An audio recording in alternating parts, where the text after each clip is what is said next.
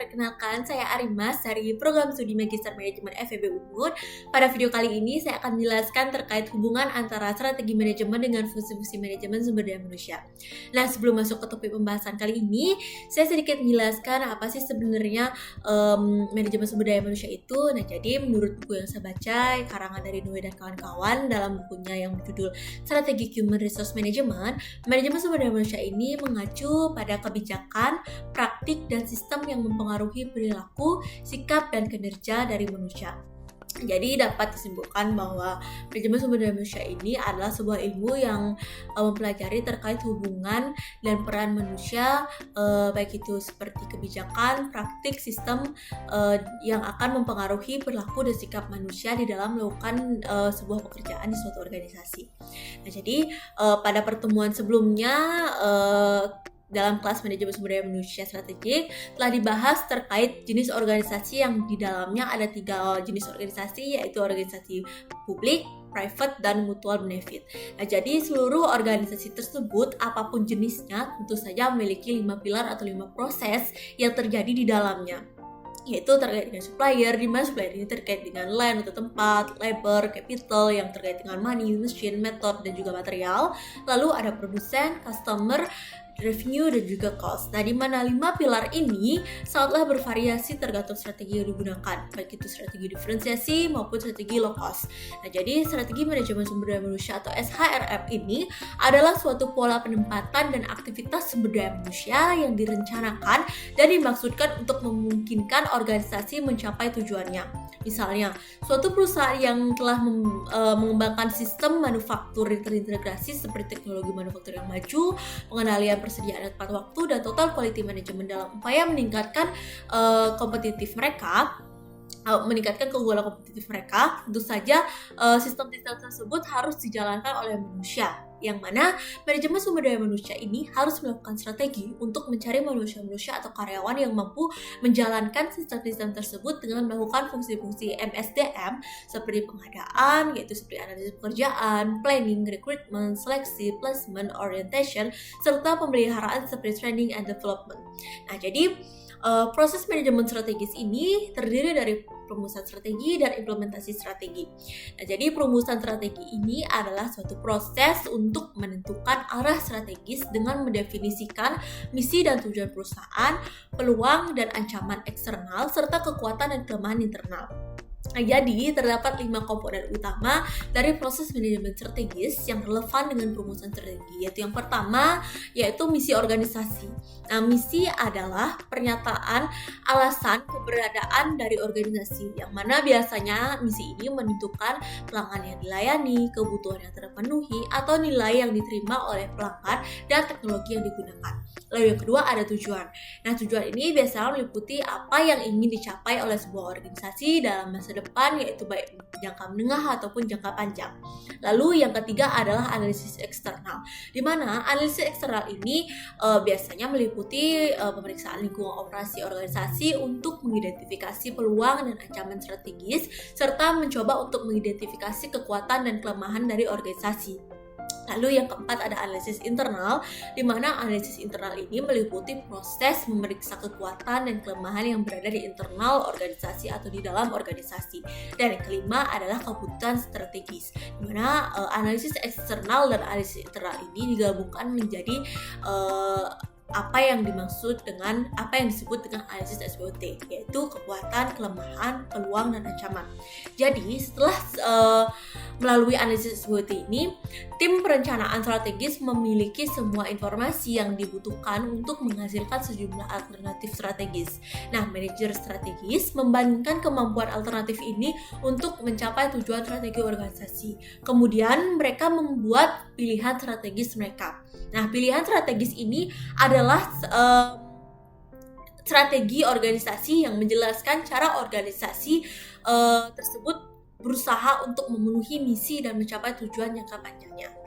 Nah, setelah adanya perencanaan strategis tersebut, tentu saja strategi tersebut harus diimplementasikan. Nah, jadi implementasi strategi ini adalah sebuah proses perancang struktur dan mengalokasikan sumber daya untuk memberlakukan strategi yang dipilih. Nah, jadi setelah sebuah organisasi ini memilih strategi, organisasi tersebut harus melaksanakan strategi tersebut. Jadi, agar organisasi ini memiliki fondasi strategi yang kuat, organisasi tersebut harus memilih individu atau sumber daya yang memiliki keterampilan tertentu untuk melakukan tugas-tugas yang telah dirancang. Dan sumber daya tersebut harus diinovasi untuk melakukan keterampilan mereka secara efektif dan efisien. Nah, manajemen sumber daya manusia memiliki tanggung jawab utama atas 3 dari 5 proses atau variabel tersebut, di mana 3 tersebut yaitu tugas, orang, dan sistem penghargaan, serta secara langsung mempengaruhi 2 variabel lainnya yang tersisa yaitu struktur organisasi dan jenis organisasi dari jenis informasi dari sistem informasi. Nah, disinilah fungsi MSDM ini bekerja. Dimana yang pertama, bagaimana strategi tersebut berhasil dilaksanakan, yaitu dengan merancang tugas-tugas dan dikelompokkan ke dalam pekerjaan masing-masing individu dengan efektif dan efisien. Lalu yang kedua, fungsi MSDM ini juga harus memastikan bahwa organisasi tersebut dikelola oleh orang-orang yang memiliki keterampilan, pengetahuan, dan juga kemampuan yang diperlukan untuk menjalankan tugas dan peran mereka dalam menerapkan strategi tersebut. Nah, ini dapat dilakukan melalui perencanaan SDM, rekrutmen, seleksi, dan penempatan, pelatihan, serta pengembangan karir. Nah, selain itu juga, MSDM ini harus mengembangkan manajemen kinerja dan sistem penghargaan untuk rencana strategis tersebut. Jadi selama implementasi strategi, organisasi ini menindaklanjuti strategi yang dipilih yang terdiri dari penataan organisasi, alokasi sumber daya, memastikan bahwa perusahaan ini memiliki karyawan yang terampil, dan mengembangkan sistem penghargaan yang menyelaraskan perilaku karyawan tersebut dengan tujuan strategis organisasi. Nah, begitulah kaitan antara perencanaan strategis dan implementasi strategis yang berhubungan dengan fungsi-fungsi manajemen sumber daya manusia. Nah, selanjutnya dalam proses perumusan strategi ini seringkali kita bertanya-tanya terkait dengan apa sih kita ini akan bersaing. Nah, di mana pertanyaan ini akan berpengaruh terhadap peran MSDM dalam proses manajemen strategis. Contoh, seperti menentukan pilihan-pilihan strategis, seperti berapa orang sih sebenarnya yang kita perlukan agar strategi ini berhasil.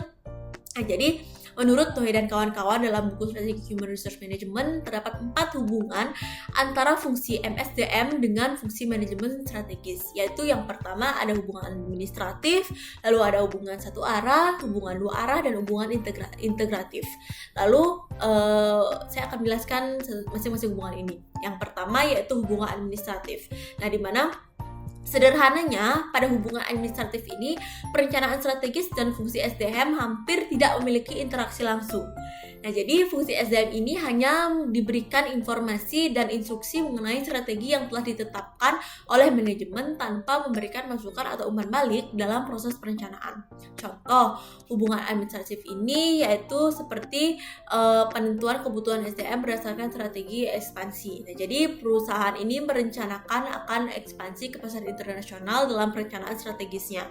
Nah, jadi manajemen ini menginstruksikan fungsi SDM untuk merekrut lebih banyak karyawan di lokasi baru. Jadi fungsi SDM ini kemudian hanya melaksanakan perekrutan tanpa terlibat dalam tahapan perencanaan ekspansi ataupun memberikan input terkait kebutuhan, keterampilan, atau tantangan dari sumber daya manusia. Lalu yang kedua ada hubungan satu arah. Nah, di mana sederhananya hubungan ini perencanaan strategis memberikan arahan yang jelas kepada fungsi SDM. Nah, jadi fungsi SDM ini tidak memberikan banyak masukan atau umpan balik, tetapi lebih banyak menerima perintah dan mengimplementasikan keputusan yang diambil oleh manajemen. Meskipun ada sedikit interaksi, umpan balik dari SDM ini lebih terbatas. Nah, contohnya itu seperti implementasi program pelatihan untuk mendukung strategi pertumbuhan. Jadi jika perusahaan menetapkan strategi pertumbuhan melalui inovasi produk, manajemen memberikan arahan kepada SDM untuk menyelenggarakan program pelatihan bagi karyawan yang ada.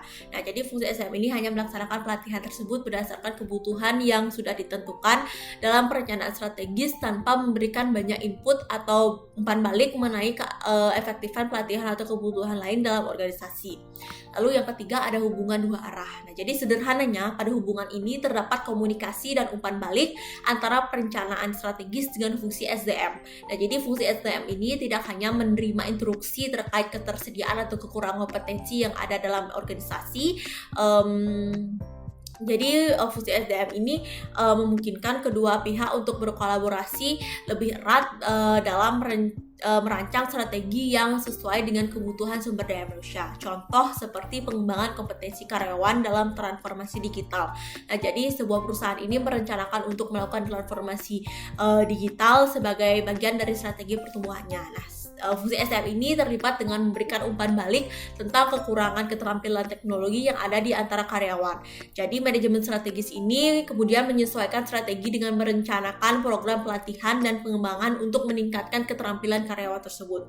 Nah, fungsi SDM ini juga terus memberikan masukan tentang progres pelatihan dari manajemen itu dan hasil yang dicapai sehingga strategi dapat diperbaiki atau disesuaikan.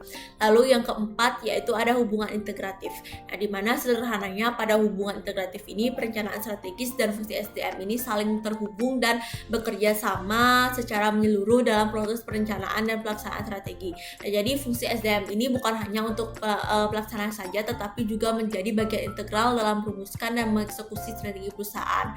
Jadi semua keputusan penting terkait SDM ini diambil bersamaan dengan pertimbangan terhadap tujuan strategis jangka panjang dari perusahaan tersebut. Contohnya itu seperti rekrutmen dan pengembangan karyawan untuk visi jangka panjang. Jadi sebuah perusahaan teknologi merancangkan untuk memperkenalkan produk baru yang akan mengubah industri, di mana dalam merancang perencanaan strategis tersebut, perusahaan mengundang fungsi SDM untuk berkolaborasi dalam merancang program rekrutmen di mana SDM ini membantu menentukan jenis keterampilan yang diperlukan di masa depan dan merancang program pengembangan karir serta strategi pengelolaan bakat yang mendukung pencapaian tujuan strategis perusahaan. Nah, jadi dalam MSDM strategis ini fungsi MSDM terlibat baik dalam perumusan strategi maupun implementasi strategi. Jadi manajer SDM ini memberikan informasi perencanaan strategis tentang manusia dalam perusahaan seperti kemampuan sumber daya, dan kemampuan ini biasanya merupakan fungsi langsung dari praktik MSDM. Nah, informasi terkait kemampuan sumber daya ini membantu manajer dalam memilih strategi terbaik karena dapat membantu mempertimbangkan seberapa baik alternatif strategi itu ketika diterapkan. Jadi seperti yang telah saya bahas sebelumnya, perusahaan ini diklasifikasi terdapat dua strategi, yaitu strategi low cost dan strategi diferensiasi. Nah, di mana strategi low cost ini berfokus untuk menjadikan produsen dengan biaya terendah dalam suatu industri, sedangkan strategi diferensiasi ini merupakan sebuah strategi yang berupaya menciptakan kesan bahwa perusahaan ini baik itu produk maupun layanannya berbeda dengan yang lainnya di industri yang sama. Nah, dan tentu saja apapun strateginya, tentu perusahaan ini memerlukan orang-orang untuk menjalankan strategi tersebut. Nah, di mana meskipun semua jenis strategi ini memerlukan orang-orang yang berkompeten, strategi tersebut juga memerlukan tipe atau jenis karyawan yang berbeda. Jadi strategi yang berbeda tentu saja memerlukan keahlian karyawan yang berbeda atau khusus. Nah, jadi seperti perusahaan yang menggunakan strategi low cost karena fokus pada produksi yang efisien, biasanya memerlukan SDM yang memiliki karakteristik dan keterampilan tertentu yang mendukung efisiensi biaya, produktivitas tinggi, dan nyaman dengan stabilitas, nyaman dengan melakukan pekerjaan yang berulang, serta fokus pada pengurangan pemborosan. Sedangkan untuk perusahaan yang menggunakan strategi diferensiasi ini biasanya memerlukan orang-orang yang memiliki kreativitas yang tinggi dan memiliki kemampuan untuk mengelola dan mengkomunikasikan nilai unik dari produk atau layanan perusahaan. Nah, jadi baik, sekian penjelasan materi saya terkait terkait hubungan antara strategi manajemen dengan fungsi-fungsi MSDM, yang dimana tadi saya sudah jelaskan terdapat 5 komponen utama dari proses manajemen strategis yang relevan dengan perumusan strategi, yaitu terkait dengan misi, terkait dengan tujuan perusahaan, lalu ada analisis eksternal, analisis internal, dan pemilihan strategi. Nah, di mana selanjutnya strategi tersebut akan diimplementasikan, di mana implementasi ini tentu saja memerlukan manajemen sumber daya manusia untuk menjalankan perencanaan strategis tersebut. Nah, lalu selanjutnya saya juga sudah menjelaskan terkait dalam proses perumusan strategi ini terdapat 4 hubungan antara fungsi MSM dengan fungsi manajemen strategis, yaitu hubungan administratif, hubungan satu arah, hubungan dua arah, dan hubungan integratif yang tentu saja memerlukan manusia di dalam hubungan tersebut untuk menjalankan seluruh fungsi-fungsi dari organisasi untuk mencapai tujuan organisasi tersebut. Nah, baik, sekian pemaparan pemateri atau penjelasan dari saya. Saya ucapkan terima kasih.